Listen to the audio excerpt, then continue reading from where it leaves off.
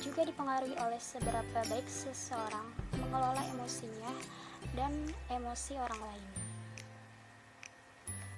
Fungsi kepemimpinan. Yang pertama ada menyusun strategi yang tepat.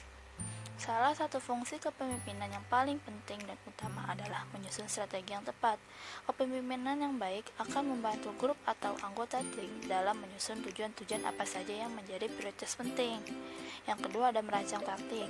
Kepemimpinan sangat identik dengan peluang dan risiko. Nah, disinilah fungsi kepemimpinan memainkan perannya. Salah satu fungsi kepemimpinan akan memudahkan kita untuk merancang taktik yang tepat dalam meraih peluang baru dan mengendalikan risiko yang datang. Yang ketiga adalah menyelesaikan masalah atau problem solving. Setiap kepemimpinan dalam organisasi atau perusahaan memang tidak akan pernah terlepas dari masalah. Masalah datang untuk dihadapi dan diselesaikan, bukan untuk dihindari. Yang keempat adalah mengambil keputusan yang tepat. Seringkali keputusan yang diambil secara konsensus malah mengarahkan kita pada keputusan yang tidak optimal dan kurang bijak.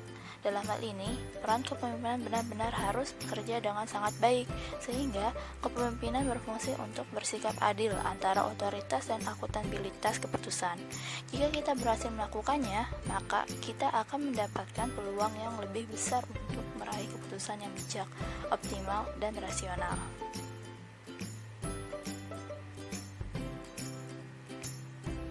Yang kelima adalah memberikan pengaruh dan motivasi yang kuat.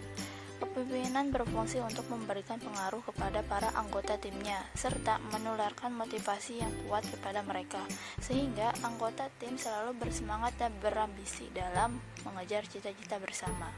Yang keenam adalah memimpin dengan memberi contoh yang baik. Para pemimpin adalah orang-orang terdepan yang akan diikuti oleh para pengikutnya, sehingga salah satu fungsi kepemimpinan adalah bertindak sebagai contoh yang baik bagi para anggota timnya, terutama dengan menginspirasi mereka menjadi seorang yang beretos, kerja tinggi, rajin, berkomitmen, dan tangguh. Yang ketujuh adalah membantu mengembangkan orang lain.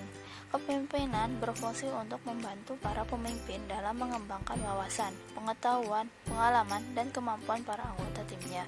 Selain itu, pemimpin juga dapat membentuk karakter anggota timnya menjadi lebih baik daripada sebelumnya. Misalnya, mungkin pada sebelumnya karyawan bekerja dengan sangat lama dan tidak dapat menentukan tugas mana yang harus diprioritaskan.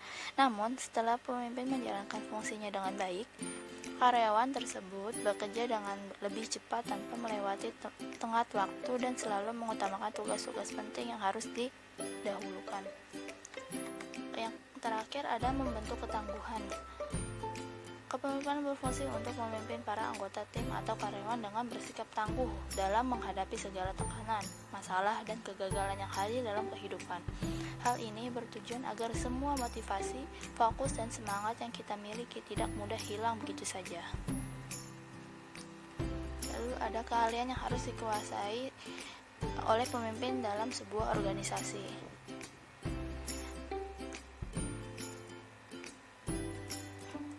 Yang pertama ada keterampilan konseptual.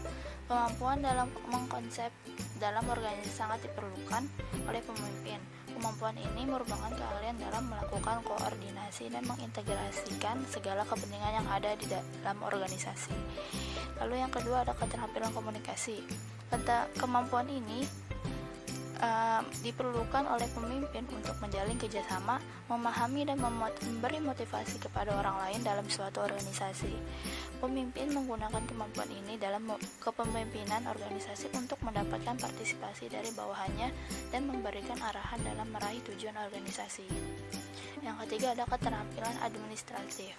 Kemampuan administrasi merupakan hal yang sangat urgent. Keahlian ini merupakan keahlian yang berkaitan dengan keseluruhan kegiatan manajemen mulai dari perencanaan hingga pengawasan. Siapapun yang berada pada tampuk kepemimpinan sangat wajib memperhatikan hal ini karena hal ini berkaitan dengan peraturan, kebijakan, pengelolaan, anggaran, dan hal yang berkaitan dengan administrasi organisasi. Yang keempat, ada keterampilan teknis. Pemimpin organisasi perlu mengetahui hal teknis seperti penggunaan alat, prosedur dan metode pada bidang tertentu seperti akuntansi, permesinan, dan lain-lain agar dapat mengarahkan bawahannya dengan tepat dan mencapai hasil secara efektif. Tanpa pengetahuan akan hal teknis, kepemimpinan dalam organisasi akan pincang karena kepemimpinannya akan mengarah organisasi dengan cara yang tidak benar. Macam-macam gaya kepemimpinan dalam organisasi. Yang pertama ada gaya delegasi. Pemimpin memberi wewenang terhadap tim yang telah dipimpinnya dalam memenuhi tanggung jawab dan tugasnya. Biasanya menjalankan budaya yang sejalan dengan visi dan misi yang akan dibangun. Kepemimpinan ini biasa disebut laissez-faire, di mana pemimpin memberikan kebebasan secara mutlak kepada para anggota untuk melakukan tujuan dan cara mereka masing-masing. Pemimpin cenderung membiarkan keputusan dibuat oleh siapa saja dalam kelompok sehingga terkadang membuat semangat kerja tim pada umumnya menjadi rendah. Yang kedua ada gaya birokrasi. Pemimpin akan mengacu pada SOP dan ketentuan yang masih berlaku. Gaya kepemimpinan ini biasanya diterapkan dalam sebuah perusahaan dan akan efektif apabila setiap karyawan mengikuti setiap alur yang diterapkan dalam sebuah perusahaan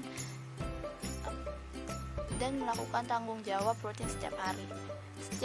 Tetap saja dalam gaya kepemimpinan ini tidak ada ruang bagi para anggota untuk melakukan inovasi karena semuanya sudah diatur dalam sebuah tatanan prosedur yang harus dipatuhi oleh setiap lapisan. Yang ketiga ada gaya otokratis. Gaya ini tercermin dalam bagaimana seorang pemimpin membuat sebuah keputusan tanpa memikirkan adanya orang-orang yang dipengaruhi dengan pilihan yang dibuat. Pemimpin ini sangat dominan dalam setiap mengambil keputusan dan setiap kebijakan, peraturan, prosedur diambil dari idenya sendiri. Jenis kepemimpinan ini memusatkan kekuasaan pada dirinya sendiri. Ia membatasi inisiatif dan daya pikir dari para anggotanya. Pemimpin yang otoriter tidak akan memperhatikan kebutuhan dari bawahannya dan cenderung berkomunikasi satu arah dari atas pemimpin ke bawahan atau anggota. Jenis kepemimpinan ini biasanya dapat kita temukan di akademi militer atau kepolisian. Yang keempat ada gaya transaksional.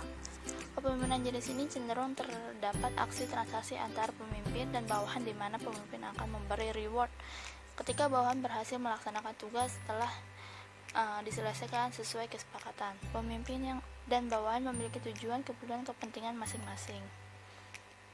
Yang kelima ada gaya transformasional. Pemimpin yang selalu berusaha untuk bagaimana mengubah timnya menjadi lebih baik. Gaya kepemimpinan transformasional dapat menginspirasi perubahan positif pada mereka yang mengikutinya. Para pemimpin jenis ini memperhatikan dan terlibat langsung dalam proses, termasuk dalam hal membantu para anggota kelompok untuk berhasil menyelesaikan tugas mereka. Pemimpin ini cenderung memiliki semangat yang positif untuk para bawahannya, sehingga semangatnya tersebut dapat berpengaruh pada para anggotanya untuk lebih energik. Pemimpin akan sangat memodelikan kesejahteraan dan kemajuan setiap anak buahnya. Yang keenam ada gaya karismatik. Pemimpin dengan gaya karismatik secara alami dapat menggeser periode atau tim mereka untuk mencapai tujuan. Pemimpin yang karismatik memiliki pengaruh yang kuat atas para timnya karena karisma dan kepercayaan diri yang ditampilkan. Para pengikutnya atau tim cenderung mengikuti pemimpin karismatik karena kagum dan secara emosional percaya dan ingin berkontribusi bersama dengan pemimpin karismatik.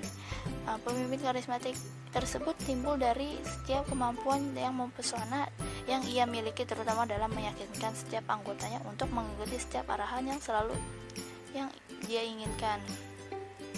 Terakhir ada gaya situasional. Gaya situasional menerapkan jenis kepemimpinan mencoba untuk mengombinasi proses kepemimpinan dengan situasi dan kondisi yang ada.